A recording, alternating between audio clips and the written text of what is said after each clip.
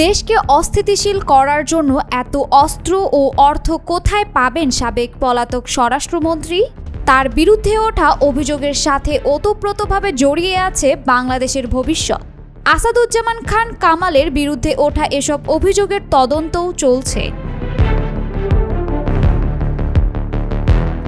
অভ্যুত্থান পূর্ব রাজনৈতিক উত্তেজনার অবসান ঘটিয়ে বাংলাদেশে যখন একটি অন্তর্বর্তী সরকার স্থিতিশীলতা ফিরিয়ে আনার চেষ্টায় নিরলস কাজ করে চলেছে, তখন নতুন করে ষড়যন্ত্রের গন্ধ পেয়ে উঠেছে গোটা দেশ।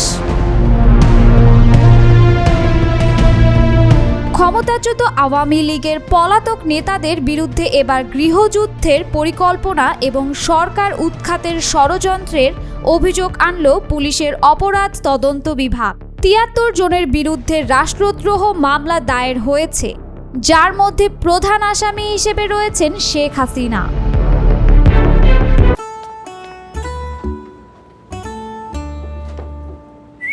এই ঈদে জুয়েলারি ক্লোদিং এ বিকাশ পেমেন্টে ডিসকাউন্ট।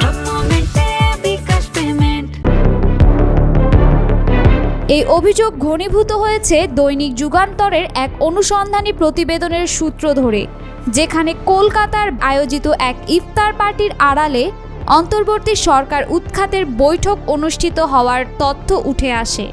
অনুষ্ঠানে উপস্থিত ছিলেন সাবেক স্বরাষ্ট্রমন্ত্রী আসাদুজ্জামান খান কামাল সহ পলাতক আরও অনেকে। পরদিন একই স্থানে ছাত্রলীগের পলাতক নেতারাও ইফতারের নামে বৈঠকে মিলিত হন। অভিযোগ উঠেছে, দুটি অনুষ্ঠানে কামাল স্পষ্ট করে বলেন, অন্তর্বর্তী সরকারকে যে কোনো মূল্যে উৎখাত করতে হবে। কিন্তু নেটিজেনদের কাছে সবচেয়ে বিস্ময়কর তার আরও একটি বক্তব্য, যা এখন গোটা পরিস্থিতির কেন্দ্রবিন্দুতে। অস্ত্র ও অর্থের কোনো অভাব হবে না।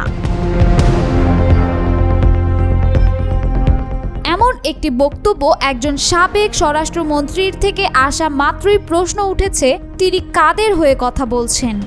এত অস্ত্র ও অর্থ কিভাবে জোগাড় হবে? কারা সেই যোগান দেবে? এসব কি শুধুই কথার কথা, নাকি এর পেছনে রয়েছে বিদেশি উৎস, রাষ্ট্রীয় পৃষ্ঠপোষকতা? সিআইডির দাবি, এই ষড়যন্ত্রের শুরু ১৯ ডিসেম্বর ২০২৪ তারিখে জয় বাংলা ব্রিগেড নামের একটি প্ল্যাটফর্মে অনুষ্ঠিত এক জুম মিটিং থেকে, যেখানে শেখ হাসিনার নেতৃত্বে গৃহযুদ্ধের মাধ্যমে সরকার উৎখাতের রূপরেখা তৈরি হয়।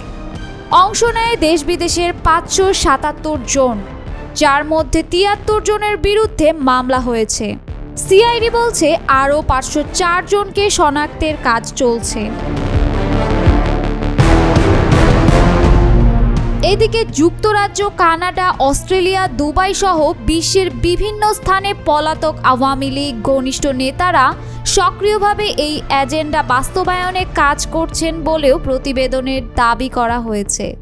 কলকাতা, দিল্লি, আগরতলা ও মেঘালয়ের মাটি ব্যবহার করে চলেছে গোপন বৈঠক। গঠিত হয়েছে কোর গ্রুপ, যার মধ্যে রমজান থেকে ৫ দফা গোপন সভায় মিলিত হয়েছে। অন্যদিকে শেখ হাসিনা এই বিষয়ে এখনও কোনো আনুষ্ঠানিক প্রতিক্রিয়া দেননি। তবে মামলার বাদীপক্ষ বলছে, এ পরিকল্পনার মাস্টারমাইন্ড হিসেবে তাকেই চিহ্নিত করা হয়েছে।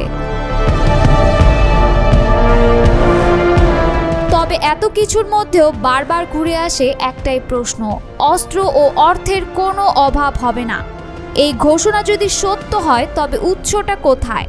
আর যদি মিথ্যে হয়, তবে এমন বিস্ফোরক বার্তা কার স্বার্থে ছড়ানো হলো? প্রশ্ন নেটিজেনদের।